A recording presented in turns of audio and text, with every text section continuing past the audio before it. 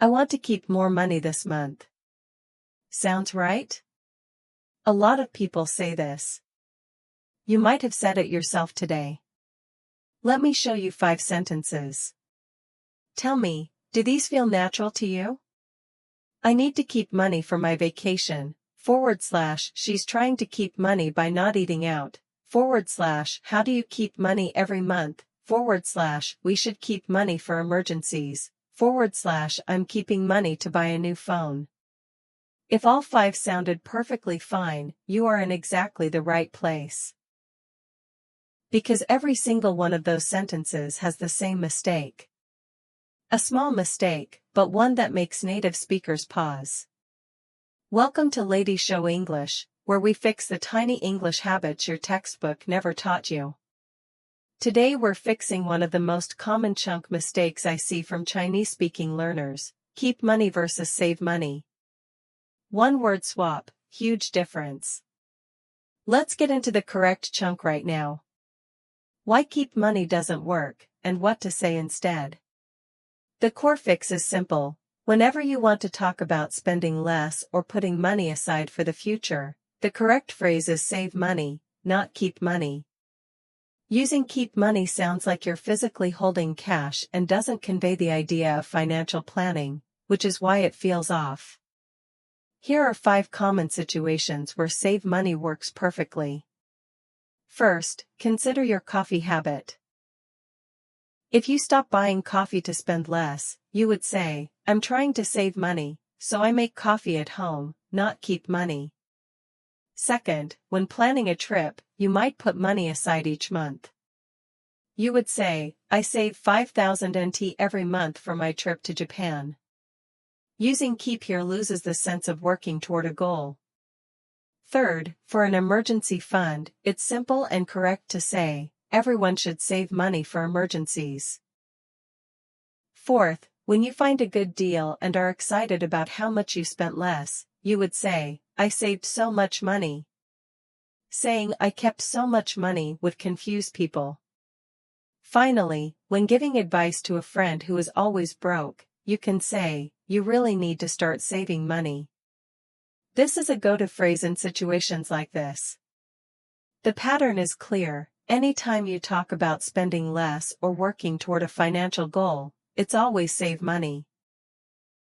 And while save money is the starting point, there are several other natural expressions in the same family that can make your English sound even more fluent. You already have save money as your foundation. Now let's add 4 more expressions from the same family so you can talk about money more naturally in English. The first expression is cut back on spending. This means reducing how much you spend overall. For example, you might say, since I got my credit card bill, I've been cutting back on spending. We usually use this chunk when we talk about making a lifestyle change or trying to control our expenses. Next is set money aside. This is a bit more deliberate than save money.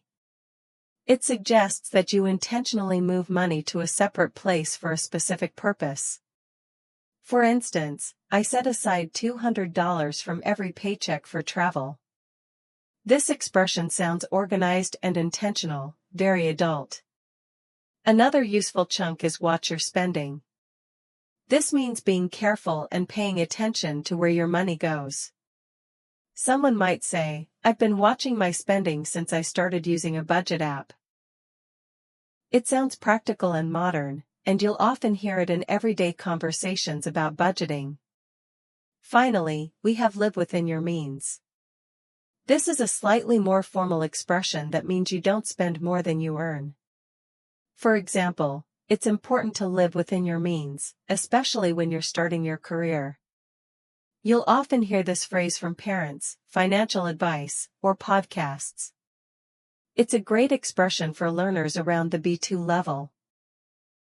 So now your 5 chunks are save money, cut back on spending, set money aside, watch your spending, and live within your means. 5 expressions, 1 family. Now let's see all 5 chunks in one short story. Listen carefully, every chunk will appear naturally. Ready? Meet Sophie. She's 26, works at a marketing agency, earns decent money, but every month, her bank account is nearly empty. She never worried about it. Until she opened her credit card bill one Thursday afternoon and almost fell off her chair. She took a breath and said, "Okay. I really need to save money."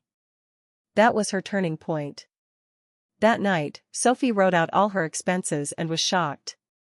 She decided to cut back on spending immediately. No more daily bubble tea. No more midnight online shopping. The next day, she asked her coworker Mia, the most financially sorted person she knew, for advice. Mia said, "Every time I get paid, I set money aside first, before I spend anything else. About 15% of my paycheck." Sophie wrote this down immediately. 3 months later, Sophie pulled up her banking app with a smile. "I've been watching my spending," she told Mia, "and it actually works. I have money left at the end of the month now." Mia laughed. "I told you." The secret, Mia added, isn't about earning more. It's about learning to live within your means. Sophie nodded. She finally understood, because she was living it. 5 chunks: save money, cut back on spending, set money aside, watch your spending, live within your means. All in one story. All completely natural. Story done, now it's your turn. Let's test what you remember. Quiz time. Take a moment to think before checking the answers. Question 1. Someone says, "I don't eat out anymore. I am trying to save money this month." The options are A. I am keeping money this month. B. I am saving money this month. C. I am holding money this month. D. I am storing money this month. The correct answer is B. I am saving money this month, because the other options sound unnatural in financial contexts. Question 2. Someone says, ever since she got her new job, she has been cutting back on spending. The options are A. She has been cutting back on spending. B. She has been holding back on spending. C. She has been stepping back on spending. D. She has been pulling back on spending. The correct answer is A. She has been cutting back on spending, which is the natural way to express reducing expenses. Question 3. Someone says, I set aside $300 every month for my emergency fund. The options are A. I keep aside $300 every month. B. I set aside $300 every month.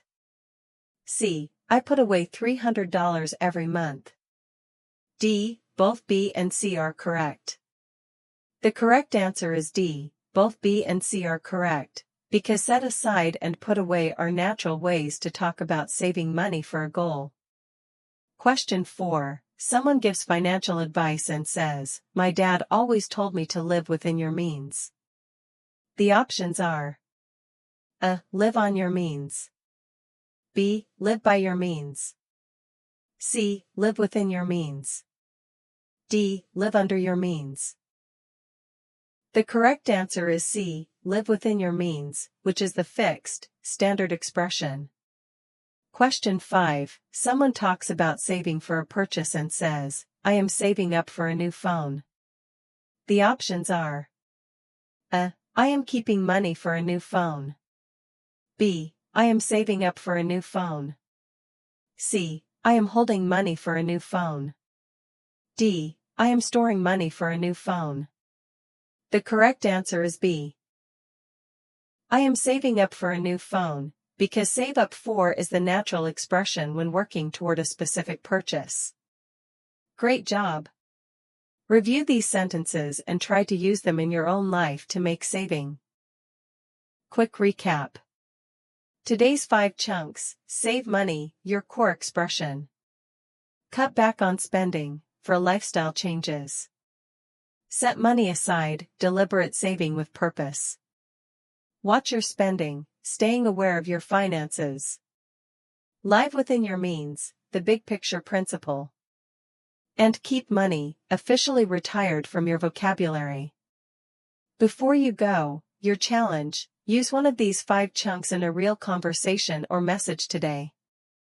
Just one. That's how chunks move from your head to your mouth. If this helped you, hit like and subscribe to Lady Show English. It really helps me keep making videos like this for you. See you in the next one.